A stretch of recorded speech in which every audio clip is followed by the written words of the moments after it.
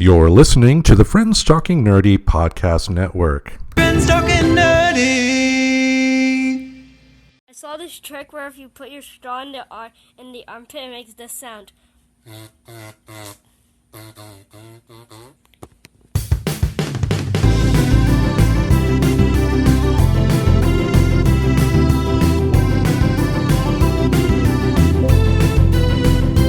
If your friends are nerdy and you are nerdy too, I want to talk to you. Friends Talking Nerdy. Hey everybody, welcome to another episode of Friends Talking Nerdy. This is Tim the Nerd, and joining me as always, we have Her Holiness, the Reverend Tracy. How you doing? I'm doing well. I'm finally feeling better. The only thing I have left is, like I said, just I think I mentioned it before, like the random swelling of the nasal passages and things like that. I have finally had to upgrade to maternity clothes, so that's getting kind of real. Like, it's kind of funny, like something that I've mentioned to a few close friends is being a non-binary person, like I almost just feel like I'm getting fat on purpose. Which is odd because being a vagina-born person, I've had this narrative my entire life over 3 decades of don't get fat.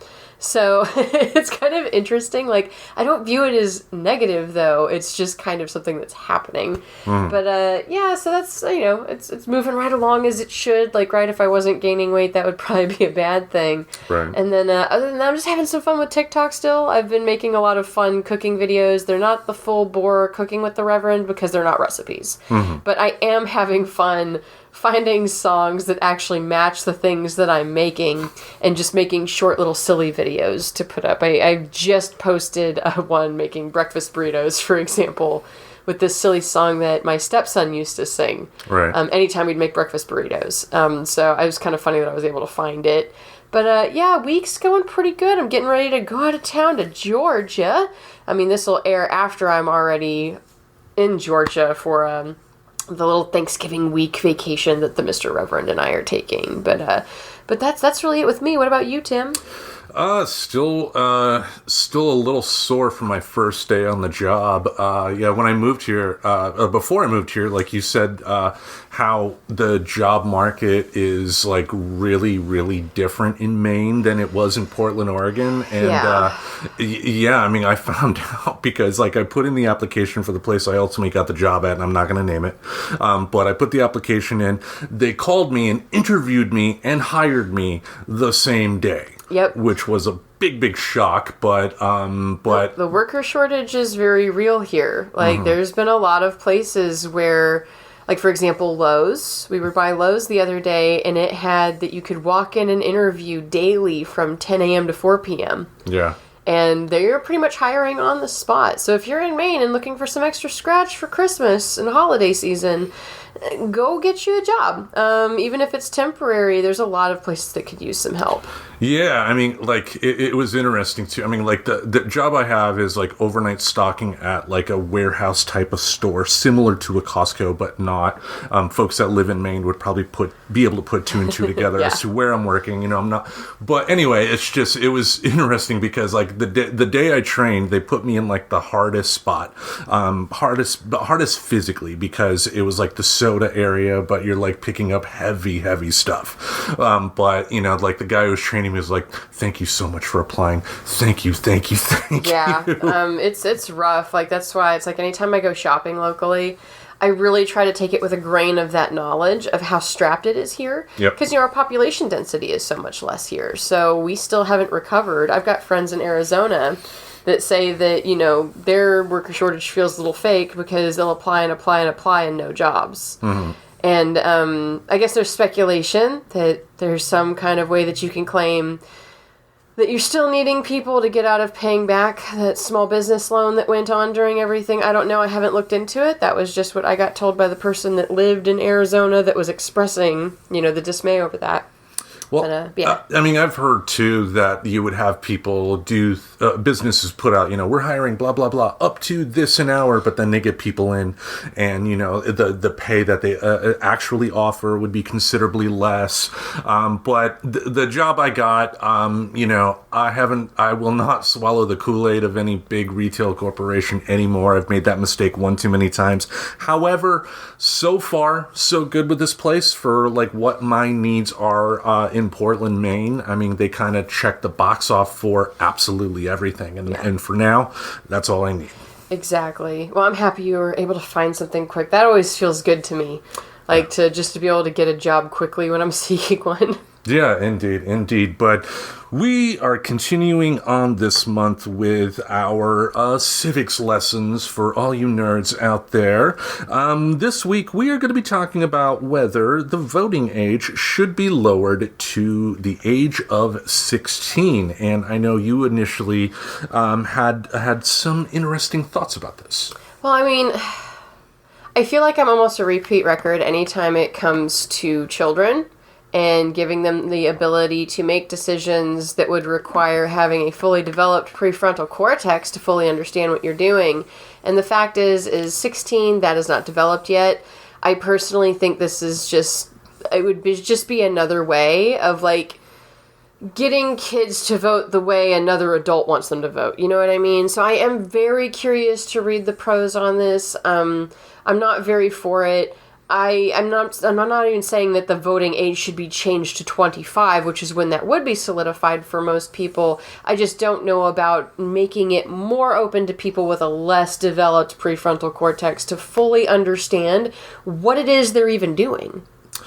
True. I mean, the argument I would throw out there would be like a lot of people over the age of 25 probably don't have the cognitive ability to really vote the right way anyway. And I'm not talking left or right or anything like that, but you have people that will vote for a person for the dumbest of reasons, but that's a different argument. It is, and that's really more about having an anchor bias at that point, which can be developed during these years. So I almost think it would make our anchor bias issue worse. And this isn't anything that I've researched and confirmed that people have speculated. This is just my understanding of psychology and brain development, neurodevelopment, and how that stuff directly feeds into things like anchor bias, which we did kind of touch on a little more in the last episode, where we talked about, why some people vote the way that they do sometimes, when we were talking about mudslinging.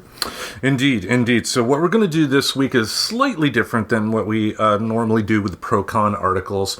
Normally we would do, each take one pro-con and go from there, but because you were not exactly supporting this particular issue, you said you wanted to go with the pros first. Yeah, I'm going to go ahead and go, we could go back and forth, but I could just do the 3 pros, and we can switch that way, and that way you can do the cons. Figured we could try it out an interesting way this time. Yes, we're going to make it interesting for you folks at home. So, pro number 1. We always try to, play with how we do this to see how format can work. Evolution is good. So, pro number 1. Oh, God. 16-year-olds are just as knowledgeable about civics and have the same ability to make good voting choices as older voters. A study in the Annals of the American Academy of Political and Social Science found that, quote, on measures of civic knowledge, political skills, political efficacy, and tolerance, 16-year-olds on average are obtaining scores similar to those of adults. Adolescents in this age range are developmentally ready to vote. Okay, that's opinion. Scientists believe that, quote, cold cognition skills, those used to make the kind of informed, well-thought-out choices needed in voting, are solidly established in 16-year-olds. Austria lowered the voting age to 16 in 2007. According to Marcus Wagner, PhD, social sciences professor at the University of Vienna, and co-authors studied the subsequent elections show, quote, the quality of these younger citizens' choices is similar to that of older voters, so they do cast votes in ways that enable their interests to be represented equally well. And that's interesting because it's saying that, and I'd almost want to look into this a little bit more, because, it piques my interest when scientists say, okay, maybe on this level, a 16-year-old does have the same capabilities as an adult. But I just really am going to have a hard time moving past my sticking point of neurological development on this one. But it's a fair point. It is, and I mean, I think back to when I was that age. Like, I watched a tremendous amount of television, including the news, and even at that age, I felt I was reasonably knowledgeable on politics, and I knew other people that of my age that were as well. So, like, I do think that in theory, if the voting age were lowered in America to 16, I think that there would be some 16-year-olds that would take that duty responsibly and go from there. Now, having said that, traditionally, younger people don't generally vote. I mean, the good thing about that is that it does appear to be changing. The Gen Z vote this past midterm election, I believe they were the second biggest voting bloc out there. And with the rate that the boomers are dying, that could easily change in 2024, making our political situation a lot different. But it's like, yes, I do think that there are some 16-year-olds that would handle it responsibly. But also, I think a number of 16-year-olds, if they did even vote, would probably do so at the behest of their parents, with their parents looking over their shoulder saying, vote for that one, not that one. Right, because we're still in that age developmentally, from what I understand of childhood psychology, that there's still a large likelihood that they are just going to be trying to please, if not their parents, any number of talking heads that these kids follow on TikTok, YouTube, you name it. Right? Like, they're not, I'm not sure that they're going to be any better at vetting information, but then again, they are being compared to adults who are also kind of shit garbage at that. Yeah. And thinking back at that age, too, I mean, believe it or not, I was super conservative at that time, because thanks to the, religious people that I hung around with at that particular point. So, a lot of the information that I did have when I did say I was knowledgeable was being fed to me by, like, I listened to Rush Limbaugh at the time. Oh, yeah. I was raised in Texas, so everything in my ears in the house, like, we didn't watch a lot of CNN, Tim. There was a lot of Fox News. I had a lot of beliefs back then that I have evolved from. Like, for example, I'm not ashamed to say this because I've evolved past it.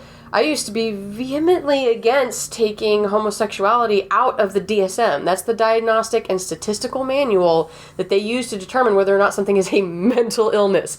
I used to believe that. Now, granted, I moved out, started questioning things, and that was even knowing that I was at least bisexual at the time. I still thought there was something wrong with me because I had this belief, right? So, you tend to grow a little bit more once you're out of the house and you have that ability to expose yourself to other ways of taking in information. And that kind of ties in with con number one, so let me dive into that here. Kids under the age of 18 aren't mature enough to participate in elections. Experts say that 16 and 17-year-olds demonstrate lower interest in politics, have less political knowledge, and lack the experience needed to participate in elections. Social scientists Tak Wing Chan, PhD, and Matthew Clayton say that 16 and 17-year-olds wouldn't be competent voters because research in neuroscience suggests that the brain, specifically the prefrontal cortex, is still undergoing major reconstruction and development during the teenage years, and added that the prefrontal cortex is what enables us to weigh dilemmas, balance trade-offs, and, in short, make reasonable decisions in politics. People under 18 are subject to different labor, contract, and criminal responsibility laws, and aren't allowed to join the military without parental consent or serve on a jury. Most are still living at home and would be influenced by the voting choices of their parents. And one thing they didn't mention, too, is how we vote in the United States. If it was a place like Oregon with mail-in ballots, that's one thing, but if you have to go to a voting location to cast your ballot, a kid's not going to be able to take time off of school, nor should they. Right, and that can tie into whether or not it should be a holiday. Like, I would say if these kids are able to vote, which again I don't support, just if there is a change where they were able to, that would necessitate a holiday even further. Yeah. Because otherwise you're opening up a right, but it's still restricted. I mean, look at how much voter restriction we have. For example, the elderly who can't/don't drive. or the people with disabilities who can't drive, etc. Like, we don't even have the means to help get them to the polls successfully and, like, on regularly enough to really count on their ability to vote. So I don't understand the point in allowing more people who would also struggle to get to the polls in their own way. I do think it's funny, and I couldn't help but chuckle, that they point blank mentioned the prefrontal cortex, because I didn't read any of these. I try not to... there's certain topics that I'll try to pre-read these to research ahead of time, but this one, I didn't really feel the necessity to do so. Yeah. But it was kind of funny just to hear basically the same things we just said at the top of the show. But it's also true, and I think that what I pointed out too is that a number of kids, I would say probably a majority of kids age 16, are probably more interested in local school activities, local pop culture stuff. You know, they're not necessarily geeking out about, you know, presidential politics or midterm politics. Yeah, very few and far between are. Yeah. There are some. There are definitely. Not the majority. Yeah. So next pro number 2. Lowering the voting age to 16 increases voter turnout and develops lifelong voting habits. The United States has one of the lowest voter turnout rates among developed countries. Make it a holiday. A person who votes in one election has a 13% greater probability of voting in future elections. Researchers say that people who participate in elections when they first reach voting age are likely to develop the habit of voting, and those who don't are more likely to remain non-voters. 16-year-olds are learning about government and civics in high school, and the structured environment would lead to higher turnout among 16 and 17-year-olds as teachers and parents help them overcome typical obstacles for first-time voters, such as the registration process and finding their polling places. By contrast, many 18-year-olds are in a time of transition, making them less likely to participate in elections. Involving young people in voting can have a trickle-up effect that mobilizes their parents and other adults in the household to vote, increasing the overall voter turnout rate. Turnout among 16 and 17-year-olds in Tacoma Park, Maryland, the first U.S. municipality to lower the voting age for local elections, was double that of eligible voters 18 and older. And so, yeah, of course, okay, allowing insert blank demographic. Any demographic is going to increase your voter turnout some. I kind of go with, you know, when we were talking about the pros and cons of making it a holiday, I think there's better ways to do it than lowering the voting age. Yeah. Right? Like, they gave a bunch of examples in that article. You know what one of them wasn't? Lowering the voting age.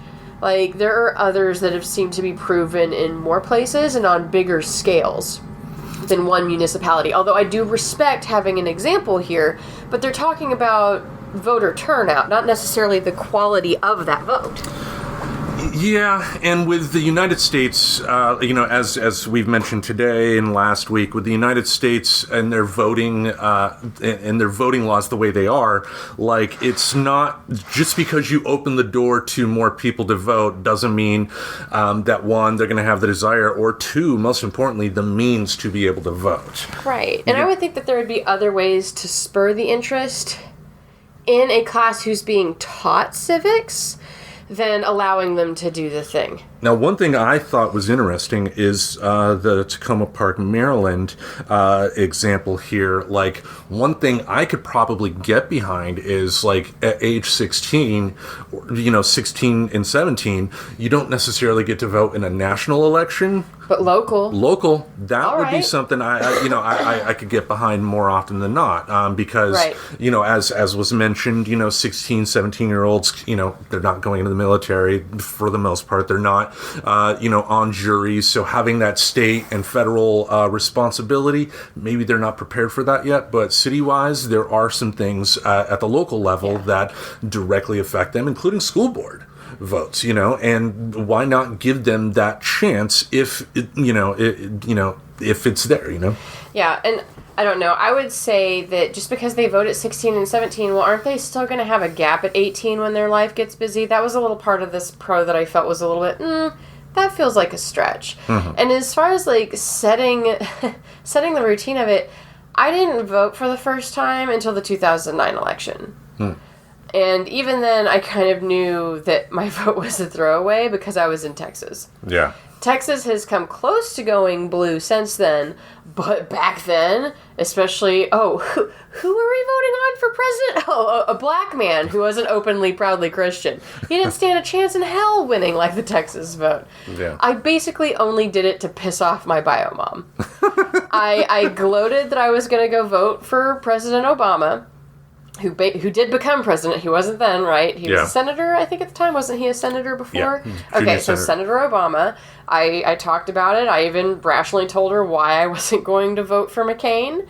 And she just kind of had this funny attitude about it that just made me double the fuck down on, like, all right, well, I'm voting, and just so you know, this is how I'm voting, and you're going to have to deal with it. Because I had my own car, so she couldn't even, like, not give me a ride to go vote.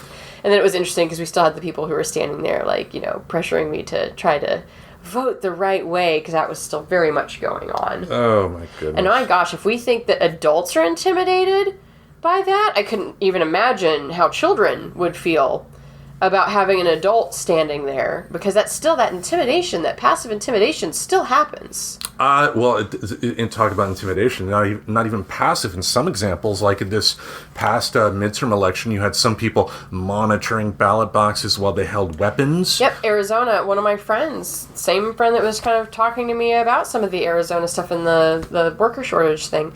Like, she was very concerned about turning in to drop off her ballot because Arizona is an open carry state. And so they get to wear it right there on their hip and make sure that you see them seeing you turning in your ballot to the drop-off box. Yeah. So, I don't know, that's just kind of a bonus way that I think I just kind of realized that I would be against this, is because we don't have voter intimidation reeled in well enough. Especially if it's not as simple as turning in a ballot that you thought about from at home, and they're having to go and vote, like I very much had to do back in Texas. That is going to sway how that child ends up voting. Yeah, indeed. Let's dive into con number 2 here. The 18 to 29 age group has extremely low voter turnout numbers, suggesting that people aren't ready to vote until later in life. Only 12.5% of the 18-year-olds participated in the 2014 midterm elections, compared to 42% of the general population.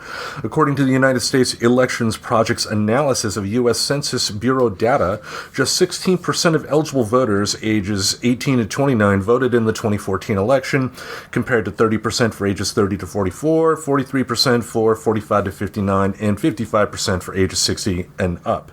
Over the last 30 years, voter turnout for 18 to 29-year-olds has never exceeded 21% in a midterm election. Only 23% of students scored at or above the proficient level on the last National Assessment of Educational Progress test of civics, knowledge, and skills.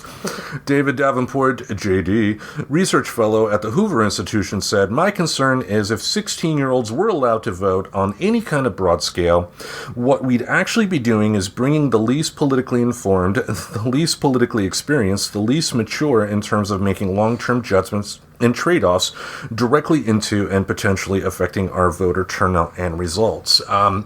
All fair points. Like I mentioned, like younger people traditionally do not vote. It has only been the past few years where the younger vote has risen to a point to where they could be a force. Like I mentioned, the Gen Z vote, this past election was a big sway, and with the boomer numbers going down thanks to age, that could, fingers crossed, lead to some changes. However, as mentioned, life happens during 18 to 29. I mean, most people are in college. They have jobs that they have to have as well.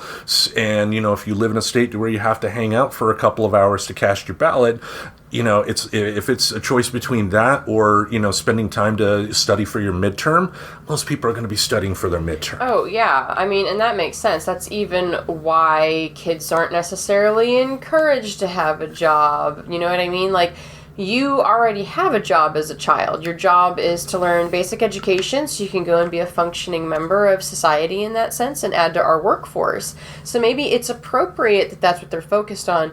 Meanwhile, my God, like, we see how bad some adults, like, drink the political season Kool-Aid and get fucking obsessed with it.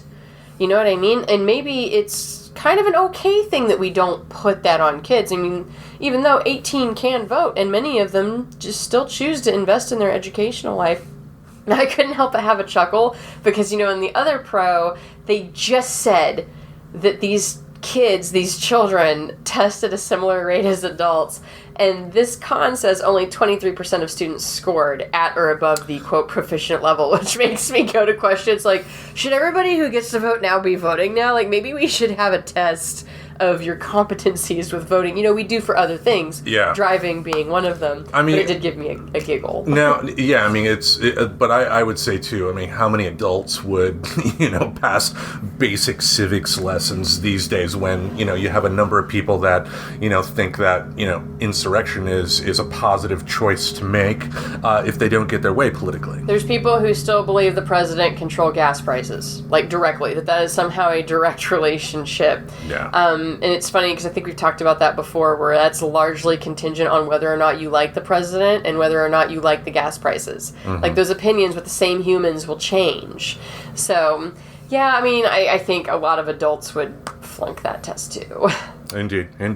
So, what is the last pro? Last pro. At age 16, people should have a voice in the laws that affect their lives and a stake in the future of their country. A U.S. Senate report cited student activism and protests as reasons for lowering the voting age to 18 in the 1970s during the Vietnam War. Quote, we must channel these energies into our political system and give young people the real opportunity to influence our society in a peaceful and constructive manner. Students today live under threats to their futures, such as school shootings and climate change, and they deserve to have influence over their elected officials beyond the protests they've organized.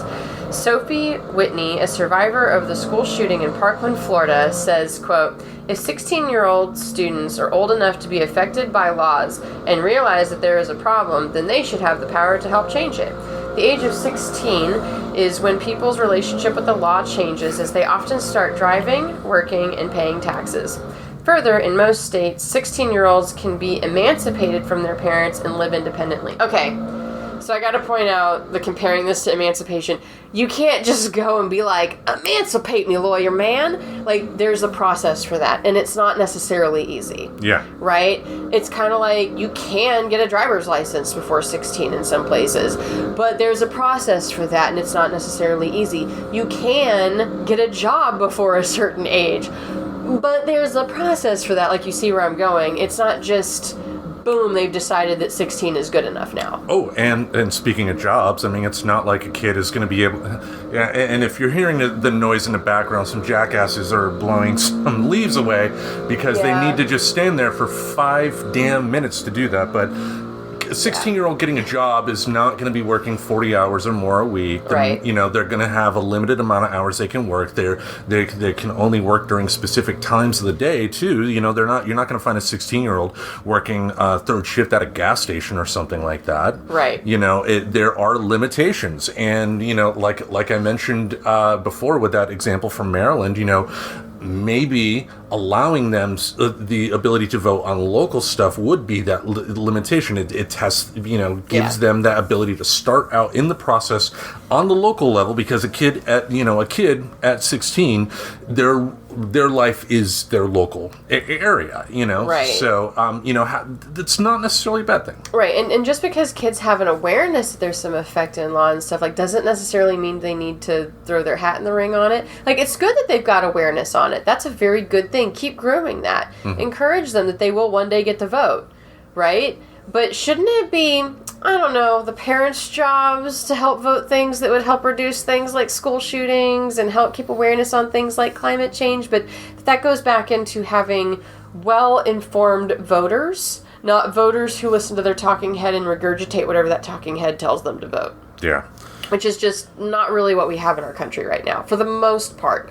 Can't say all, because there's people like me, there's people like you, there's people like the Mr. Reverend, all across the board that they do research. So there's independents who do research, but then those independents are also put off by the negative campaigning, like we talked about in the last episode. Yeah, and also, too, with how some of the voting laws are put into place to really actively discourage people to get out to vote. I mean, you'll find that a number of people that do take the time to research probably don't vote as often because they get discouraged more often than not. They're not drinking the Kool-Aid of their particular political party, so they think that and you brought up an example too in Texas. If you are voting the opposite of what the majority of people there are voting, you may think that it's not worth it. But that is not true. It's not true, and it took me a little while to get out of that narrative, but that was very much a narrative I was taught, right? Because it discourages the change. They don't want the change, so they teach you the thing like your vote doesn't matter, but your vote always matters. Just keep voting how you feel is right to vote, because as long as we're encouraging that pattern, maybe more people will vote the way that they feel is right to vote instead of just voting the way that they feel is most likely to succeed in their state. That's most likely to be agreeable with other people in their state. Indeed. Well, with that, let's dive into the last con here. Con number 3. The vast majority of Americans of all ages and political views agree that 16-year-olds should not be given the right to vote. A 2019 Hill-Harris poll found that 84% of registered voters opposed lowering the voting age to 16. The poll found every age group was against 16-year-olds voting, with the most support found among those under 35, where still only 39% were in favor. A different survey found 8% support for lowering the voting age to 16, 45% wanted to keep it at 18, and 46% would like to raise it back to age 21.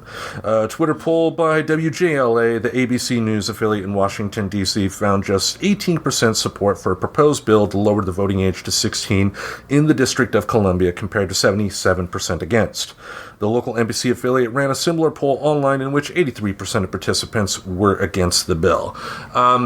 Just because a poll shows one thing doesn't necessarily mean that the decision is going to be right or wrong. But, going through the pros and cons here and, my thoughts over the years on this, I can get behind a 16-year-old not being able to vote but like I said, in a national or state election, because again, I think voting should be there for people that have full rights as citizens. 18-year-old, if they're being sent off to war, if they can be put on a jury, they should have the right to vote for president and governor and blah, blah, blah. But, I am for finding ways to encourage young people to feel more involved. And, if that means opening the door, at least on the local level, allowing 16-year-olds to vote for, school superintendent or, whatever, I can get behind that because that is a great starter way to kind of get them involved. Yeah. But overall, I can see where 16 may be a little too young to open those doors. Now, would I support it going back to 21? Hell no. Because again, if an 18-year-old is given a gun and told to go off and potentially die for their country, they should vote. Right, so if you're not going to increase the age for that thing, we shouldn't increase the age back for voting. I can kind of get behind that one. I don't know. I would be more inclined to support changing it to 21, because again, it's always going to be my understanding of that development of the prefrontal cortex that matters to me. Mm-hmm. So is it appropriate, knowing what I know about that 18-year-olds vote, when it's more likely that more people will have it developed at 21? So, who's to say? I'm not really one to support taking away a right once it's been established, though. Yeah. So, I don't know. It would actually have to be on a ballot somewhere before I would really have that much of an intense thought about it. But as far as 16, I still think I'm mostly against it. However, locally I can get behind it.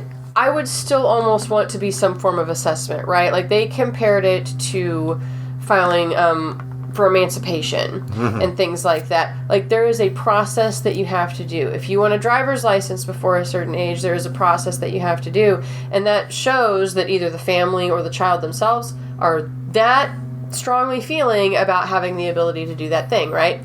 So I could see potentially requiring that extra step of having an application, some form of vetting. Granted, I would want it to be more than just about civic knowledge, though. Like, I think there's more important things to figure out, whether or not a child should be doing something. I think even having some form of psychological assessment that can determine whether or not they are making their own decisions or if they're largely being pushed to make decisions by their parent could be another important thing to factor in there. So, I guess I wouldn't be vehemently against it if there's the caveat of, okay, but they've got to apply and take a test and make sure that they're ready to do this. Let that be a service they can do in their school, right? Like, don't make it where they have to go out to do it. And then also, if they're going to open up voting in the school, in school age, then shouldn't they also allow voting at school and let that be another polling location? Well, I mean, but yeah, I mean, some polling locations are at schools, so I mean that would make that easier there. In terms of like a psychological assessment, I just don't know how that would be accomplished, especially in our political environment, because you could have certain areas to where the young people may be more team blue than team red, and then the team red folks will cry foul and go from there, and vice versa. I'm not denying that, but it's just how would you go about assessing that in a way that would make people happy, and I don't think we would have that in our current. Well, there's too many people that fight whether or not psychology is actually a science. Mostly that's team red rhetoric, so they would probably be against it from the go. But that's just my stance on it. That's just what would make me feel like, yes, I would vote to allow 16-year-olds to vote if there is at least some form of in that same civics test, right? Because they tested civics proficiency. They could also test autonomy. Like, there are ways to ask things like a psychological assessment isn't, did your parents tell you to do this? Like, it's normally a little bit more crafty than that. Yeah. It's a little bit, more of a reaction to a puzzle, and they assess your response to that, right? Like, psychology isn't necessarily that point blank asking a question. So I do think that there could be ways to include questions on these assessments to at least figure out if these children are thinking independently, or worst case scenario, they're being actively bullied by a parent to do a certain thing that they might not even want to do. So that's what I would want to protect, because you can look at a 16-year-old and think they're basically adult all you fucking want. That is still a child, and I am always going to be in favor of protecting that child. Yep. And that's the one downside about allowing a right to a child, is that does open up the potential of abusing that child. Indeed. And before we get the leaf blowers coming our way again... to the front door this time. Yeah, I think we will wrap things up here. So I think that's a good cutoff point. Unless you have anything else you wanted to mention? No, this is a pretty tight and sweet episode. We would be super curious what you guys think, especially since this was such a short and sweet episode for us. And we kind of went into this thinking one thing. It seems like we still kind of, for the most part, believe that same thing. If you want to leave a voicemail, if you want to do a comment on something, let us know. Let us know your thoughts on the voting age, and even if you do have an argument, like maybe we should change it to 21, because let's open some conversation with our listeners. Indeed, and we will make you podcast famous. That much we'll guarantee. So thank you all for listening. Each Saturday we will have something in this podcast space to entertain your ear holes. Until we meet again, we bid you adieu. And happy holidays. And fuck the leaf blowers. Subscribe to Friends Talking Nerdy on iTunes, the Google Play Music Store, as well as Spotify. Remember to support Friends Talking Nerdy on Patreon. Goodbye, darling.